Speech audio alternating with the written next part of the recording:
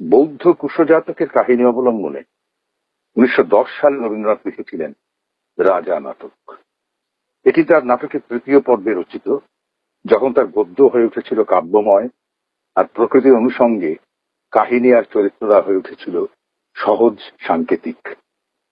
এই নাট্যের কেন্দ্রীয় প্রকৃতি হলেন বসন্ত। এই নাটকের পরিবর্তিত রূপের নাম অরূপরতন আর নৃত্যনাট্য সাপমোচন। এই নাটকের কেন্দ্রীয় চরিত্র রানী সুদর্শনা বাইরের রূপে অন্ধ ছিল। নাটকের শুরুতেই বলা হয়েছে এই নাটকে রাজাকে কোথাও দেখা যাইবে না। নাটকের কেন্দ্রীয় চরিত্র তিনি, অথচ তাকে দেখা যাবে না কেন? আসলে সুদর্শনার মধ্যেই রাজাকে আবিষ্কার করব আমরা। রাজার মনের কথা যেন কবির আরেকটি গানের লাইন, আমায় নইলে ত্রিভুবনেশ্বর তোমার প্রেম হতো যে মিছে, তার সঙ্গে মিলে যায়। তিনটি অংশে রাজা ও রানীর কথোপকথন, মিলন ও আত্ম আবিষ্কারের পাঠ করব আমরা স্বপ্না বন্দ্যোপাধ্যায় এবং শেখর সমাদ্দার।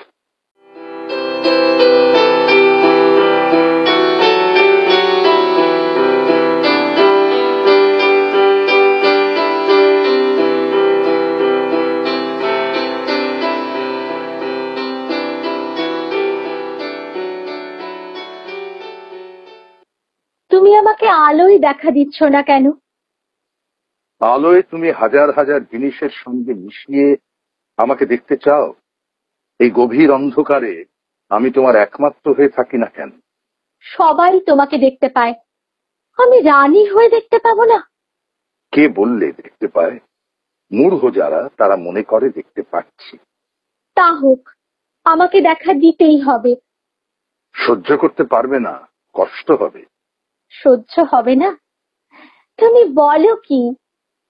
তুমি যে কত সুন্দর, কত আশ্চর্য, তাই অন্ধকারে বুঝতে পারি, আর আলোতে বুঝতে পারবো না।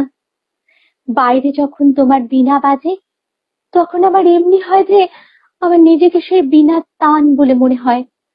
তোমার ওই সুগন্ধ উত্তরীয়টা যখন আমার গায়ে এসে ঠেকে, তখন আমার মনে হয় আমার সমস্ত অঙ্গটা বাতাসে ঘন আনন্দের সঙ্গে মিলে গেল। তোমাকে দেখলে আমি সইতে পারবো না, এ কি কথা? আমার কোন রূপ কি তোমার মনে আসে না? একরকম করে আসে বই কি, নইলে বাঁচবো কি করে? কি রকম দেখেছ? সে তো একরকম নয়।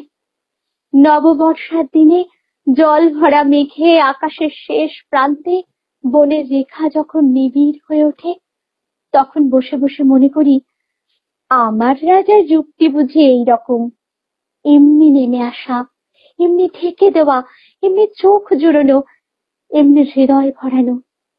আবার শরৎকালে আকাশের পর্দা যখন দূরে উড়ে চলে যায়, তখন মনে হয় তুমি স্নান করে তোমার শেফালি বনের পথ দিয়ে চলেছ। তোমার গলায় কুন্দ ফুলের মালা, তোমার বুকে শ্বেত চন্দনের ছাপ, তোমার মাথায় হালকা সাদা কাপড়ের উষ্ণিস, তোমার চোখের দৃষ্টি দিগন্তের পারে। তখন মনে হয় তুমি আমার পথিক বন্ধু। তোমার সঙ্গে যদি চলতে পারি, তাহলে দিগন্তে দিগন্তে সোনার সিংহ দ্বার খুলে যাবে, শুভ্রতার ভিতর মহলে প্রবেশ করব। আর বসন্তকালে এই যে সমস্ত বন রঙে রঙিন, এখন আমি তোমাকে দেখতে পাই কানে কুণ্ডল, হাতে অঙ্গদ, গায়ে বসন্তী রঙের উত্তরীয়, হাতে অশোকের মঞ্জরি, তানে তানে তোমার বীণার সবকটি সোনার তার উতলা। এত বিচিত্র রূপ দেখছো, তবু কেন সব বাদ দিয়ে কেবল একটি বিশেষ মূর্তি দেখতে চাচ্ছ? সেটা যদি তোমার মনের মতো না হয়, তবে তো সমস্ত গেল। মনের মতো হবে নিশ্চয়ই জানি। মন যদি তার মতো হয়, তবেই সে মনের মতো হবে। আগে তাই হোক। সত্য বলছি, এই অন্ধকারের মধ্যে যখন তোমাকে দেখতে না পাই, অথচ তুমি আছো বলে জানি, তখন এক একবার কেমন একটা ভয় আমার বুকের ভিতরটা কেঁপে ওঠে। সে ভয়ে দোষ কি? প্রেমের মধ্যে ভয় না থাকলে তার রস হালকা হয়ে যায়। আচ্ছা, আমি জিজ্ঞাসা করি, এই অন্ধকারের মধ্যে তুমি আমাকে দেখতে পাও? পাই বই কি, কেমন করে দেখতে পাও?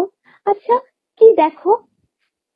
দেখতে পাই যেন অনন্ত আকাশের অন্ধকার আমার আনন্দের টানে ঘুরতে ঘুরতে কত নক্ষত্রের আলো টেনে নিয়ে এসে একটি জায়গায় রূপ ধরে দাঁড়িয়েছে।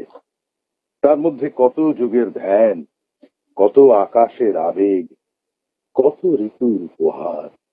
আমার এত রূপ তোমার কাছে যখন শুনি বুক ভরে ওঠে, কিন্তু ভালো করে প্রত্যয় হয় না।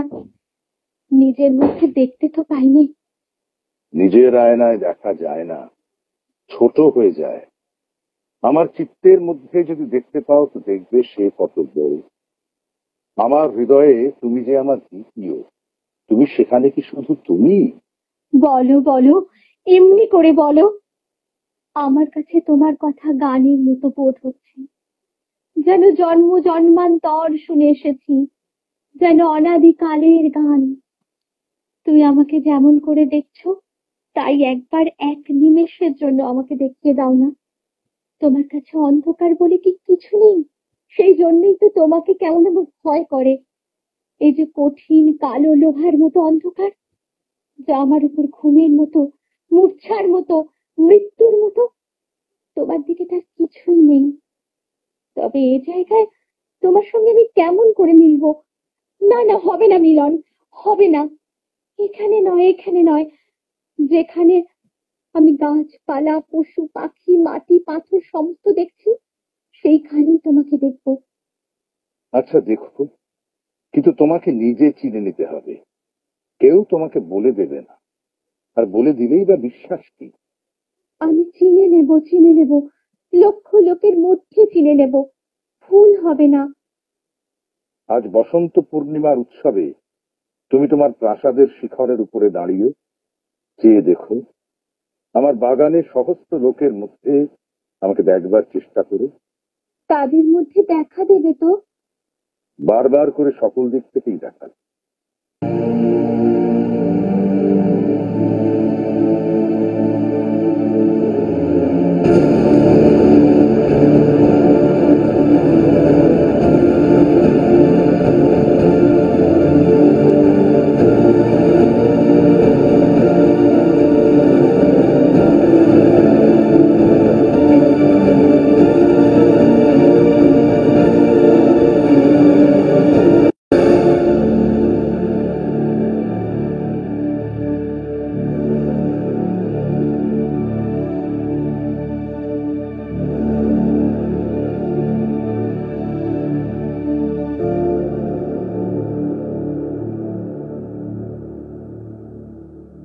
ভয় নেই, তোমার ভয় নেই।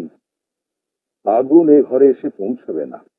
ভয় আমার নেই, কিন্তু লজ্জা, লজ্জা যে আগুনের মতো আমার সঙ্গে সঙ্গে এসেছে। আমার মুখ, চোখ, আমার সমস্ত হৃদয়টাকে রাঙা করে রেখেছে। এ দাহ মিটতে সময় লাগবে। কোনো দিন মিটবে না, কোনো দিন মিটবে না। হতাশ হয়েও না রানী। তোমার কাছে মিথ্যা বলবো না রাজা, আমি আর একজনের মালা গলায় পড়েছি। ও মালাও যে আমার, নইলে সে পাবে কোথা থেকে? সে আমার ঘর থেকে চুরি করে এনেছে। কিন্তু এ যে তারই হাতের দেওয়া, তবু তো ত্যাগ করতে পারলুম না। যখন চারদিকে আগুন আমার কাছে এগিয়ে এলো, তখন একবার মনে করলুম এই মালাটা আগুনে ফেলে দিই, কিন্তু পারলুম না। আমার পাপিষ্ঠ মন বললে ওই হার গলায় দিয়ে পুড়ে মরবো। আমি তোমাকে বাইরে দেখবো বলে পতঙ্গের মতো এই কোন আগুনে ঝাঁপ দিলুম। আমিও মরিলে আগুনও নেবে না। কি কি জ্বালা! তোমার স্বাদ তো মিটেছে, আমাকে তো আজ দেখে নিলে। আমি কি তোমাকে এমন সর্বনাশের মধ্যে দেখতে চেয়েছিলুম? কি দেখলুম জানি নে, কিন্তু বুকের মধ্যে এখনো কাঁপছে। কেমন দেখলে রানী? ভয়ানক, সে ভয়ানক। সে আমার স্মরণ করতেও ভয় হয়। কালো, কালো, তুমি কালো। আমি কেবল মুহূর্তের জন্য চেয়েছিলুম। তোমার মুখের উপর আগুনের আভা লেগেছিল। আমার মনে হলো ধূমকেতু যে আকাশে উঠেছে, সেই আকাশের মতো তুমি কালো। তখনই চোখ বুজে ফেললুম, আর চাইতে পারলুম না। ঝড়ের মেঘের মতো কালো, খুলো শূন্য সমুদ্রের মতো কালো, তারই তুফানের উপরে সন্ধ্যার রক্তিমা। আমি তো তোমাকে পূর্বেই বলেছি, যে লোক আগে থাকতে প্রস্তুত না হয়েছে সে যখন আমাকে হঠাৎ দেখে সইতে পারে না, আমাকে বিপদ বলে মনে করে আমার কাছ থেকে ঊর্ধ্বশ্বাসে পালাতে চায়। এমন কতবার দেখেছি। সেই জন্য সেই দুঃখ থেকে বাঁচিয়ে ক্রমে ক্রমে তোমার কাছে পরিচয় দিতে চেয়েছিল। কিন্তু পাপ এসে সমস্ত ভেঙে দিলে। এখন আর যে তোমার সঙ্গে তেমন করে পরিচয় হতে পারবে তা মনে করতেও পারিনি। হবে রানী, হবে। যে কালো দেখে আজ তোমার বুক কেঁপে গেছে, সেই কালোতেই একদিন তোমার হৃদয় স্নিগ্ধ হয়ে যাবে। নইলে আমার ভালোবাসা কিসের? হবে না, হবে না। শুধু তোমার ভালোবাসায় কি হবে? আমার ভালোবাসা যে মুখ ফিরিয়েছে, রূপের নেশা আমাকে লেগেছে, সে নেশা আমাকে ছাড়বে না। সে যেন আমার দুই চোখে আগুন লাগিয়ে দিয়েছে, আমার স্বপন শুদ্ধ ঝলমল করছে। এই আমি তোমাকে সব কথা বললুম, এখন আমাকে শাস্তি দাও। শাস্তি শুরু হয়েছে। কিন্তু তুমি যদি আমাকে ত্যাগ না করো, আমি তোমাকে ত্যাগ করব। যতদূর সাধ্য চেষ্টা করে দেখো। কিছু চেষ্টা করতে হবে না, তোমাকে আমি সইতে পারছি না। ভিতরে ভিতরে তোমার উপর রাগ হচ্ছে। কেন তুমি আমাকে, জানি নে আমাকে কি করেছো, কিন্তু কেন তুমি এমন করো? লোকে আমাকে কেন বলেছিল তুমি সুন্দর, তুমি যে কালো কালো, তোমাকে আমার কখনো ভালো লাগবে না। আমি যা ভালোবাসি তা আমি দেখেছি, তা ননির মতো কোমল, শিরীষ ফুলের মতো সুকুমার, তা প্রজাপতির মতো সুন্দর, তা মরীচিকার মতো মিথ্যা এবং বুদবুদের মতো শূন্য। তা হোক, কিন্তু আমি পাচ্ছি নে, তোমার কাছে দাঁড়াতে পারছি নে। আমাকে এখান থেকে যেতেই হবে। তোমার সঙ্গে মিলন সে আমার পক্ষে একেবারেই অসম্ভব। সে মিলন মিথ্যা হবে, আমার মন অন্যদিকে যাবে। একটুও চেষ্টা করবে না? কাল থেকে চেষ্টা করছি, কিন্তু যতই চেষ্টা করছি ততই মন আরো বিদ্রোহী হয়ে দাঁড়াচ্ছে। আমি অসুচি, আমি অসতী। তোমার কাছে থাকলে ঘৃণা কেবলই আমাকে আঘাত করবে।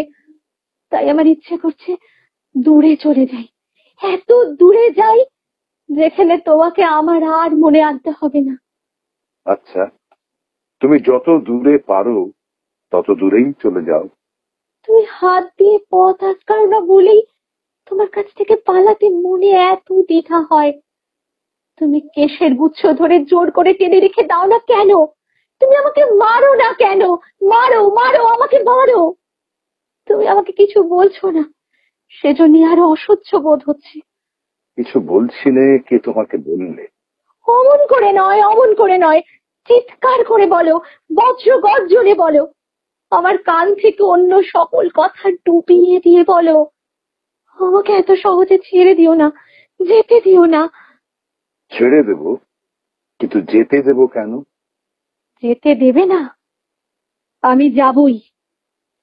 আচ্ছা যাও। দেখো, তাহলে আমার দোষ নেই।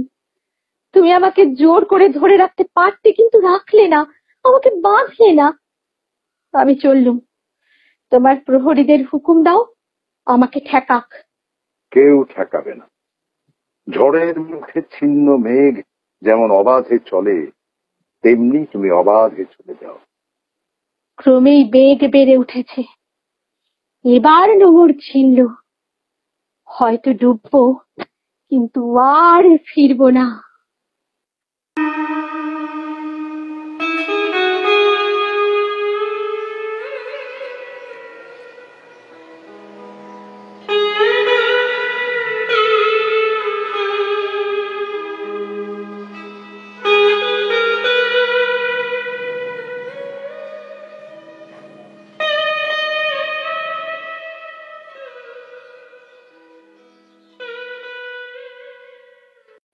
প্রভু, যে আদর কেড়ে নিয়েছো সে আদর আর ফিরিয়ে দিও না।